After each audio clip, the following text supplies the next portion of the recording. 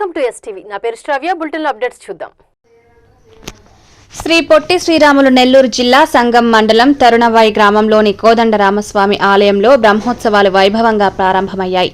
బ్రహ్మోత్సవాలను ప్రారంభిస్తూ ఆలయంలో ధ్వజారోహణతో ఉత్సవాలను ప్రారంభించారు.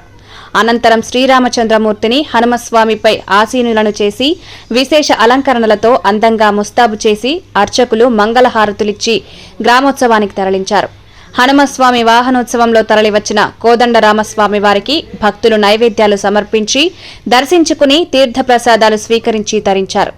ఈ సందర్భంగా ఏర్పాటు చేసిన కోలాటాలు, భజనలు భక్తులను ఆకట్టుకున్నాయి.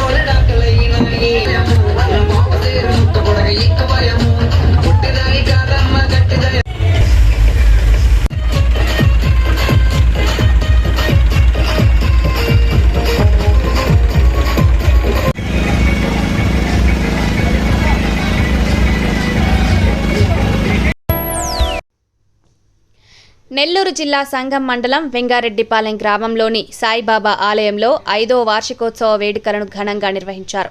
ఆలయ ధర్మకర్త సర్పంచ్ ఆనం ప్రసాద్ రెడ్డి ఆలయంలో ప్రత్యేకంగా హోమాలు, సాయిబాబాకు అభిషేకాలు చేయించారు. అనంతరం స్వామివారిని పరిమళ పుష్పాలతో అలంకరించి పూజలు నిర్వహించారు. భక్తులు స్వామివారిని దర్శించుకుని తీర్థ ప్రసాదాలు స్వీకరించారు.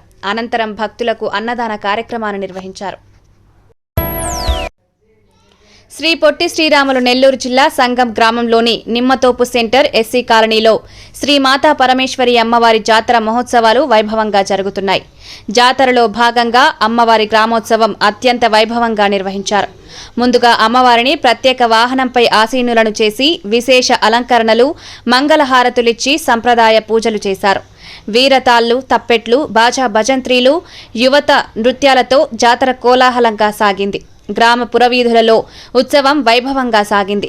భక్తులు అమ్మవారికి నైవేద్యాలను సమర్పించి తీర్థ ప్రసాదాలు స్వీకరించారు.